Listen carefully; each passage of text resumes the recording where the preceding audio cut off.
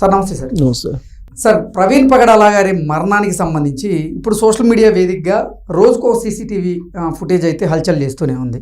అయినప్పటికీ క్రిస్టియన్ సంఘాల నాయకులు కొంతమంది, అలాగే పాస్టర్లు మరి కొంతమంది, ఇది ఎట్టి పరిస్థితుల్లో ప్రమాదవశాత్తు జరిగినటువంటి ఇన్సిడెంట్ కాదు, ఇది పక్కా ప్రణాళికతో జరిగినటువంటి హత్యే అంటూ వారు అనుమానాలను వ్యక్తం చేయకుండా నిర్ధారణ కూడా చేసి వస్తున్నారు. ఇప్పటివరకు అయితే ఆ మరణానికి సంబంధించినటువంటి పోస్ట్ మార్టం రిపోర్టు బయటికి రాలేదు. పోలీసులు సంయమనం పాటించండి, ఇది సున్నితమైన అంశం, మీరు ఎటువంటి మత విద్వేషాలు రెచ్చగొట్టేటువంటి వ్యాఖ్యలు చేయొద్దని చెప్తున్నప్పటికీ వాళ్ళు మాత్రం ఈ వ్యాఖ్యలు చేస్తూనే ఉన్నారు. ఇప్పటికీ అనుమానాలు వ్యక్తం చేస్తున్నారు, నిర్ధారిస్తున్నారు. ఏంటి సార్ అసలు ప్రవీణ్ పగడాల గారి మరణానికి కారణం ఏమై ఉండొచ్చు, అసలు మనం ఒక కన్క్లూజన్కి ఎలా రావచ్చు అంటే ఏం చెప్తారు ఈ అంశంలో? ఇప్పుడు దాన్ని హత్య అని నిర్ధారించేటువంటి వాళ్ళని పోలీసులు పిలుస్తున్నారు, ఒక్కొక్కరిని పిలుస్తున్నారు. తాజాగా హర్ష్ కుమార్ గారు మాజీ ఎంపీ, ఆయన్ని పిలిచారు, వాళ్ళ అబ్బాయిని పిలిచారు. అవును, వాళ్ళిద్దరిని పిలిచి మీరు హత్య అంటున్నారు కదా, దానికి సంబంధించిన ఆధారాలు ఏమున్నాయి మాకు ఇవ్వండి, ఇన్వెస్టిగేషన్కి మీరు కోఆపరేట్ చేయండి అని చెప్పి అడిగారు. అడిగితే మరి వాళ్ళు ఏమిస్తారో చూడాలి. వాళ్ళు 2 days టైం ఇచ్చారు. ఈ 2 days లోపల మీరు ఏవైతే ఆరోపణలు చేశారో, అనుమానాలు వ్యక్తం చేశారో, దానికి సంబంధించినటువంటి ఆధారాలు ఏమన్నా ఉంటే మీరు ఇవ్వండి. మీరు హత్య అని చెప్పి నిర్ధారిస్తున్నారు కదా, నిర్ధారిస్తుండటానికి మీ దగ్గర ఉన్నటువంటి ప్రూఫ్స్ ఏంటి అని చెప్పి ఆల్రెడీ పోలీసులు నోటీసులు ఇచ్చారు వాళ్ళిద్దరికి. ఎందుకంటే వాళ్ళే ఫస్ట్ హత్యగా నిర్ధారించారు దాన్ని. తర్వాత కేఏ పాలు, తర్వాత ఇంకొక అతను జాన్ బెన్నిలింగమో ఏదో పేరు ఉంది. వీళ్ళు ప్రధానంగా దాన్ని హత్య అని చెప్పి నిర్ధారిస్తున్నారు. ఈ నిర్ధారించేటువంటి వాళ్ళని పిలిచి పోలీసులు మాట్లాడుతున్నారు, తప్పులేదుగా, ఆధారాలు తీసుకునేటువంటి ప్రయత్నం చేస్తున్నారు, తప్పులేదు. అనుమానాలు వ్యక్తం చేయడం వేరు, నిర్ధారణ చేయడం వేరు. సో కాబట్టి వాళ్ళని పిలిచి మాట్లాడుతున్నారు, పోలీసులు ఇన్వెస్టిగేషన్ చేస్తూ ఉన్నారు. ఈ లోపుగా రోజుకొక సీసీ ఫుటేజ్ బయటకు వస్తుంది. ఎక్కడి నుంచి వస్తుంది ఇది, ఎందుకు వస్తుంది అని చెప్పి కొంతమంది సందేహాలు వ్యక్తం చేస్తున్నారు. అది ఎక్కడి నుంచి వస్తుంది, ఎందుకు వస్తుంది అని ప్రశ్నించుకునే ముందు మీడియాకి ఉండేటువంటి స్వేచ్ఛను కూడా వాళ్ళు ఆలోచించాలి.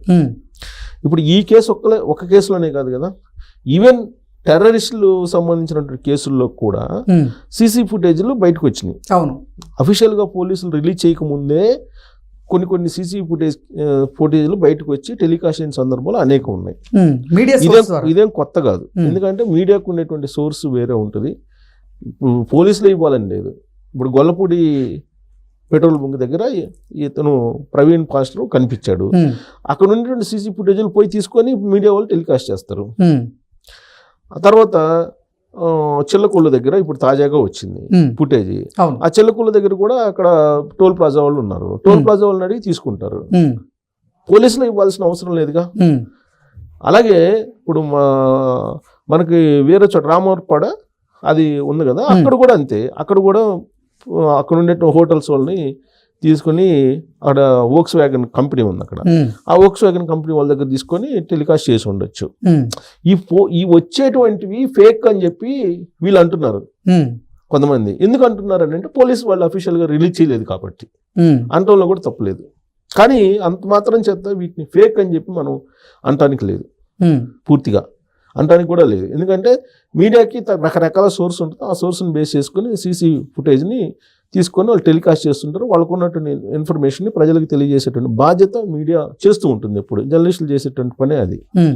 ఇంకోటి ఏంటంటే జర్నలిస్టులకి ఎంతవరకు స్వేచ్ఛ ఉందంటే 100% ఈ కేసుకు సంబంధించిన మొత్తం నిర్ధారణ చేయాలి, మీరే చేయాలి అనేది కూడా లేదు మీడియాకి. దర్యాప్తు సంస్థలు ఉంటాయి, దర్యాప్తు సంస్థలకి మనకు మీడియా వైపు నుంచి ఉండేటువంటి సమాచారం ఏదన్నా ఉంటే గనక మీడియా ద్వారా తెలియజేస్తారు. ఇప్పుడు ఒక ఇన్సిడెంట్కి సంబంధించి 10% 20% తెలిస్తే ఆ 10% 20% ప్రజల మధ్యకి తీసుకెళ్తారు. దానికి సంబంధించినటువంటి ఆధారాలు ఏమైనా ఉంటే ఇన్వెస్టిగేషన్ సంస్థకి, దర్యాప్తు సంస్థకి ఇస్తారు. అయినంత మాత్రం చేత మీడియా మొత్తం తేల్చాలి అని చెప్పి అనడానికి లేదు. మీడియా కాదు కదా నిర్ధారించేది. మీడియా 100% అన్ని ఇన్వెస్టిగేషన్ చేసి ఫైనల్ చేసేటట్టు అయితే ఈ దర్యాప్తు సంస్థలు ఎందుకు అఫీషియల్గా కాదు కదా. సో మీడియాకున్న సమాచారం, మీడియాకున్న సోర్సు, దాని పరిధి ఇవన్నీ వేరు, స్వేచ్ఛ ఇవన్నీ వేరు. సో దాని పరిధిలో అది పనిచేస్తుంది కాబట్టే ఈ సీసీ ఫుటేజ్కి సంబంధించినటువంటి సోర్సెస్ వస్తూ ఉన్నాయి. పోలీసులు రిలీజ్ చేయకపోవచ్చు, అయినంత మాత్రం ఆ ఫుటేజ్ మొత్తం ఫేక్ అంటానికి లేదు. అలా అని చెప్పి 100% కరెక్ట్ అంటానికి కూడా లేదు పోలీసులు నిర్ధారించేంత వరకు కూడా. సో ఇప్పుడు తాజాగా రిలీజ్ అయినటువంటి ఫుటేజ్ మనం తీసుకుంటే గత 3-4 రోజుల నుంచి రిలీజ్ అయినటువంటి ఫుటేజ్ని కనుక మనం ఒక్కసారి గుర్తు చేసుకొని అనలైజ్ చేసుకుంటే ఏం జరిగింది, జిన్ను కొన్నాడు, రమ్ము కొన్నాడు, దీనికి సంబంధించి ఫోన్పే ద్వారా అమౌంట్ పే చేసినట్టు ఆ సీసీ ఫుటేజ్లో వస్తుంది. ఆ సీసీ ఫుటేజ్లో నిజం ఉంటే కనుక బీరు, జిన్ను, రమ్ము 3 కలిపి తాగాడని చెప్పి మనకు అర్థం చేసుకోవచ్చు, అనలైజ్ చేసుకోవచ్చు. మేబీ ఇది రాంగ్ అయి ఉండొచ్చు, ఎందుకంటే ఆ ఫుటేజ్ రాంగ్ అయితే, బట్ ఆ ఫుటేజ్ మీడియాలో వస్తున్నటువంటి ఫుటేజ్ ప్రకారం అయితే మాత్రం 3 కలిపి మందు కొట్టారు, జనరల్ భాషలో చెప్పాలంటే ముందు కొట్టాడు అని చెప్పాలి. సో కాబట్టి మనం అనలైజ్ చేసుకుంటున్నాం ఆ ఫుటేజ్ని బేస్ చేసుకుని. ఆ ఫుటేజ్ని మరి 100% కరెక్ట్ అంటే మనం పోలీసులు నిర్ధారించే వరకు మనకు కూడా చెప్పడానికి లేదు. ఇప్పుడు తాజాగా వచ్చింది ఏంది, చిల్లకొల్లు దగ్గర ఆల్రెడీ ఆయన పడ్డాడు, చిల్లకొల్లు దగ్గర పడ్డాడు. విజువల్ చూసినట్టే సార్, లారీ టైర్ కింద పడబోయి తప్పించుకున్నాడు. అసలు వెనక బస్సు వస్తుంది, ఆ విజువల్ చూస్తే అసలు లారీ కింద పడి అక్కడే ప్రమాదం జరిగి ఉండేది. యాక్చువల్గా చిల్లకొల్లు దగ్గర ప్రమాదం జరిగి ఉండేది.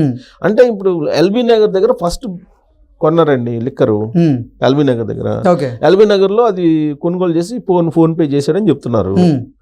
సో ఎల్బీ నగర్ నుంచి ఆయన ఎల్బీ నగర్ లోనే బహుశా నేను అనుకోవటం ముందు తాగి ఉండొచ్చు.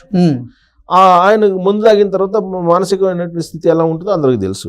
అసలు డ్రంక్ అండ్ డ్రైవ్ అనేది నేరం. First of all drunk and drive అనేది నేరం. ఇప్పుడు ఇలా అనొచ్చు, చాలా మంది క్వశ్చన్ చేయొచ్చు, తాగాడని మీరు ఎలా చెప్తారని.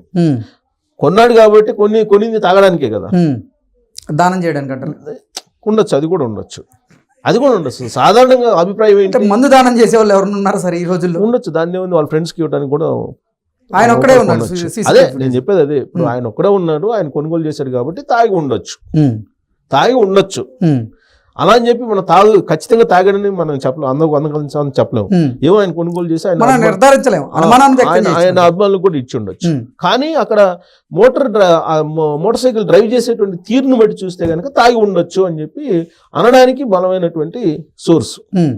సో ఆయన చెలుకుల దగ్గర వెహికల్ దగ్గర రాసుకొని పోయి ఆల్మోస్ట్ తురుట్లో తప్పించుకున్నాడు అక్కడ. ఇంకా అక్కడి నుంచి మళ్ళీ ఎక్కడ తెలియదు కోదాడ. సో ఇక్కడ ఎల్బీ నగర్ దగ్గర కొనుగోలు చేశారు, సవేరా బార్ అది, అక్కడ కొనుగోలు చేశాడు. అక్కడ తాగి ఉండొచ్చు, డ్రైవ్ చేసుకుంటూ వెళ్ళారు. కోదాడలో కొనుగోలు చేశారు, మళ్ళా అది తాగి ఉంటారు. కోదాడలో తాగి మళ్ళీ వెళ్తూ అక్కడ పడ్డాడు. ఎక్కడ వీళ్ళు సీసీ ఫుటేజ్ ప్రకారం వీళ్ళు అనుమానిస్తుంది ఎక్కడ క్రాస్ అవుతూ అక్కడ పడ్డారు, గోడకు గుద్దాడు. అక్కడ పడ్డారు. అక్కడ కంచికచర్ల పరిటాల దగ్గర పడ్డాడు. అక్కడ గొల్లపూడి పెట్రోల్ బంక్ దగ్గర కనిపించింది ఈయన పడింది, ఇదంతా వ్యవహారం. సో ఫస్ట్ పడింది అక్కడ, ఏది పరిటాల అలాగే కంచికచర్ల మధ్యలో పడ్డాడు. అక్కడ గాయాలు అయి ఉన్నాయని చెప్పి వాళ్ళు గొల్లపూడిలో ఉండేటువంటి పెట్రోల్ బంక్ సంబంధించినటువంటి వాళ్ళు చెబుతున్నారు. దానికి సంబంధించిన ఫుటేజ్ కూడా ఉంది. అప్పటికే మోటార్ బైక్ కూడా లైట్ కూడా దెబ్బతిందని చెప్పి చెబుతున్నారు. ఇంకా అక్కడి నుంచి ఆయన వెళ్ళి విజయవాడ మీదుగా వెళ్ళి రామవరపుకోట దగ్గర పడ్డాడు. రామవరపుకోట దగ్గర పడి అక్కడి నుంచి ఆడ 3 గంటల 4 గంటలు పడుకున్నాడు అని అంటున్నారు. అక్కడి నుంచి ఆయన ఏలూరు వెళ్ళాడు. ఏలూరులో మళ్ళీ ముందు కొన్నాడు. ఏలూరులో ముందు కొని ఏలూరు నుంచి మళ్ళీ ట్రావెల్ అయ్యాడు. వీళ్ళు వద్దనే కొంది. ఏలూరులో ట్రావెల్ అయ్యాడు. ఏలూరులో ట్రావెల్ అవుతూ చిల్లకొల్లు దగ్గర పడ్డాడు. అంతేగా, ఎగ్జాక్ట్ చిల్లకల్ల దగ్గర పడ్డాడు. మళ్ళీ అక్కడి నుంచి వెళ్ళి ఆ స్పాట్ అక్కడ కొంతమూర ఏదో ఉంది, కొంతూరు అక్కడ పడ్డాడు. అది లాస్ట్ జర్నీ. అక్కడ చనిపోయాడు ఆయన. అంటే ఇక్కడ 3 సార్లు కొని 3 రకాల లిక్కర్ కొని ఈ మోటార్ బైక్ అదుపు తప్పి రకరకాలుగా 2-3 చోట్ల తప్పించుకొని ఎట్టకేలకు 3వ ఆయన అక్కడ దురదృష్టవశాత్తు చనిపోయాడు. అంటే ఏదైతే చనిపోయిన స్పాట్ ఉందో దానికి కొంచెం 40 కిలోమీటర్ల ముందు చూసుకున్నట్లయితే చాలా వేగంగా వస్తున్న విజువల్ కూడా మనకి అన్ని విజువల్స్ వచ్చాయి. దానికి ముందు ఏ విధంగా దూసుకెళ్ళి పడ్డాడు ఇవన్నీ వచ్చాయి. అసలు ఆయన నాకు తెలిసి అంత ఇప్పుడు ఇక్కడ నుంచి కొనుగోలు చేసి కోదాడలో మళ్ళీ అక్కడి నుంచి ఏలూరు దగ్గర మళ్ళా అక్కడ పట్టం ఇవన్నీ చూస్తే కనుక అసలు ఆయన ఏదో డిస్టర్బెన్స్ లో ఆయన ట్రావెల్ ఒత్తిడిలో ఉన్నట్టు కనిపిస్తుంది. ట్రావెల్ చేయటం ఏంటంటే 3 రకాలు. ఒకటి ఫైనాన్షియల్ గొడవన్నా ఉండాలి, లేదా ఫ్యామిలీ గొడవన్నా ఉండాలి, అంతే కదా. అవును. 4 పాస్టర్ల గొడవ అన్నా ఉండాలి. ఓకే. జనరల్గా గొడవలు ఉంటే కనుక ధైర్యంగా ఫేస్ చేసేటువంటి ధైర్యం, ఆ నైపుణ్యం ఉన్నటువంటి పాస్టర్ ఆయన. ఇతరత్ర గొడవలు ఉంటే కనుక చనిపోవడానికి సిద్ధపడరు. ఓకే. సంథింగ్ ఆయన మెంటల్గా డిస్టర్బ్ అయ్యాడు. డిస్టర్బ్ అయ్యి ఈ ట్రావెల్ అంతా చేశారేమో అనిపిస్తుంది. ఓకే. అంటే సైకాలజిస్టులు తోటి నేను కాంటాక్ట్ కావటం జరిగింది. అసలు ఏంటి ఇది అని అంటే ఫ్యామిలీ గొడవలన్నా అయి ఉండాలి, ఓకే, పర్సనల్ ఇష్యూస్ ఏదన్నా అయి ఉండాలి, డిస్టర్బెన్స్ అయింది అంటే మెంటల్గా డిస్టర్బ్ అయ్యి ఈ ట్రావెల్ చేశారని చెప్పి సైకాలజిస్టులు కొంతమంది వాళ్ళ పరిధిలో వాళ్ళు చెప్తున్నటువంటి మాట. ఎందుకంటే ఇప్పుడు ఒకవేళ పాస్టర్స్ మధ్య గొడవలు ఉంటే ఫేస్ చేస్తాడు ఆయన, పర్సనల్ గొడవలు ఉన్నా ఫేస్ చేస్తాడు. మరి ఇంకా ఏముంటాయి, కేవలం ఆయన డిస్టర్బెన్స్ అంటే పర్సనల్ డిస్టర్బెన్సెస్ ఏమున్నాయి. ఆ పర్సనల్ డిస్టర్బెన్సెస్ ఏంటి అనేది మనం ఇప్పుడే సున్నితమైన అంశం కాబట్టి బహుశా పోలీసులు కూడా బయట పెట్టలేదేమో అని నాకు అనిపిస్తుంది. అవి కనుక బయటికి తీస్తే అర్థమవుతుంది. ఇప్పుడు ఆయన చనిపోవడానికే ట్రావెల్ చేసినట్టు అనిపిస్తుంది. ఆ ట్రావెల్ని బట్టి మనకు అర్థమవుతుంది. అంటే 3 చోట్ల పడినటువంటి నేపథ్యంలో ఇప్పుడు వచ్చిన సీసీ ఫుటేజ్ ప్రకారం 3 చోట్ల 4 చోట్ల పడ్డాడు. అంటే చనిపోవడానికే ప్రయాణం పెట్టుకున్నట్టు అనిపిస్తుంది ఇదంతా కూడా చూస్తుంటే. అంటే మెంటల్గా డిస్టర్బ్ అయ్యి ఆయన ఈ ప్రయాణం చేసి ఉండొచ్చు అనేది కొంతమంది సైకాలజిస్టులు అంచనా వేస్తున్నారు. సో ఇదంతా కూడా మనం ఏంటంటే ఎక్స్పెక్టేషన్సే. పోలీసులు చెప్పేంత వరకు కూడా మనం ఇవన్నీ విశ్లేషణ చేసుకోవడం తప్పితే పోలీసులు వన్స్ చెప్పిన తర్వాత దీనికి ఫుల్ స్టాప్ పడుతుంది. అప్పటిదాకా ఇలాంటి ఊహాగానాలు సైకాలజిస్టులు చెప్పేది, లేదా పాస్టర్లు చెప్పేది, లేదా ఇంక ఇతరత్ర వాళ్ళు చెప్పేది, ఇవన్నీ కూడా అభిప్రాయాలు పరిధిలోనే ఉంటాయి. అవి దీనికి ఎవిడెన్స్లు ఉండవు, అభిప్రాయాలు ఉంటాయి అంతే. ఎవరు అభిప్రాయాలను వాళ్ళు వ్యక్తం చేస్తుంటారు. అలాగే ఈ ప్రయాణాన్ని చూస్తే మాత్రం లాస్ట్ జర్నీ అయింది చూస్తే కేవలం ఆయన చనిపోవడానికే చేశారా అనేటువంటి బాధ కలుగుతుంది. Okay sir, thank you so much. Thank you.